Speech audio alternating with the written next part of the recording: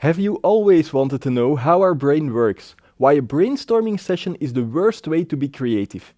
Paul Smith is a comedian and a frequent speaker at conferences who knows all about our brain and creativity. Hi Paul, welcome to our studio. Thanks.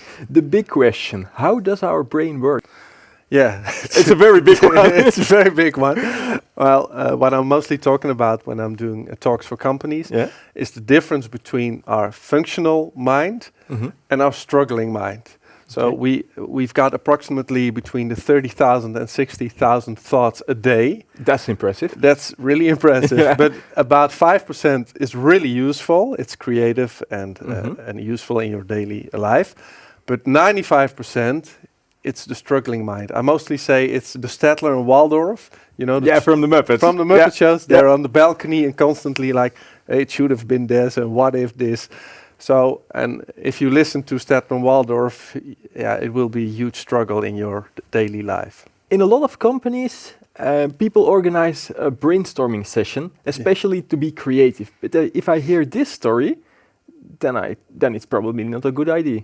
No, mostly a brainstorm session is telling about your Statler and Waldorf, and then he will tell his Statler and Waldorf. That's what we call a meeting. And if we look at neuroscience, they figured out that a brainstorm session is the worst way to become creative. Okay. Yeah. But what should you do then? Instead of the brainstorming session? Instead of that, a new idea, whether it's a new song or you're doing a painting or it's within sports, the creative things, they pop up when this Statler and Waldorf part of the brain is shut down. So we mostly try to think real hard to become creative, but it's the opposite way. It's like relaxing. So like if you're really worrying about stuff, we tend to even think harder and worry more in order to find a solution.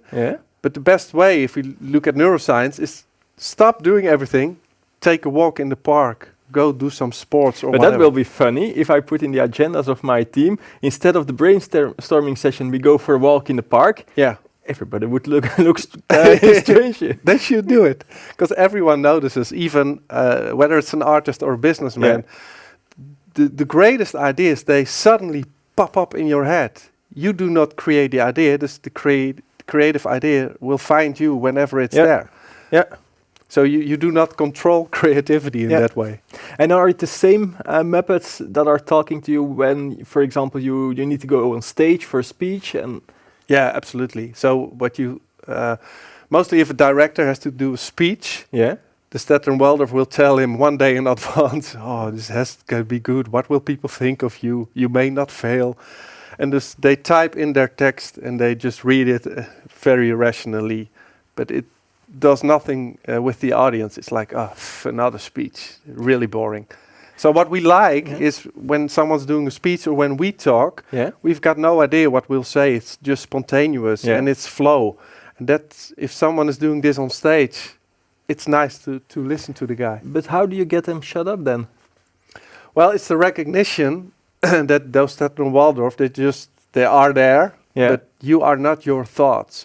So once you realize it's just a lot of noise, you stop believing it, and then it will become being aware of the fact that they are there. Yeah, it's more awareness of your thoughts. That's what it's about. You are a frequent asked speaker on conferences. Yes. So you work in the event industry as a speaker. In your experience, what do you see happening with keeping that in mind on events? Well, sometimes when I enter an event, all these people who are organizing it, they seem to have like panic in their eyes.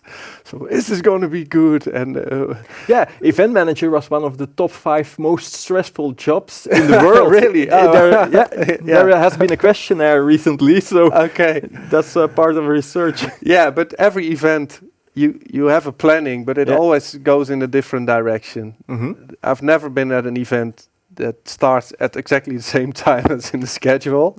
So a planning is good, but you have to leave some space for freedom and spontaneous things to happen. And people like that.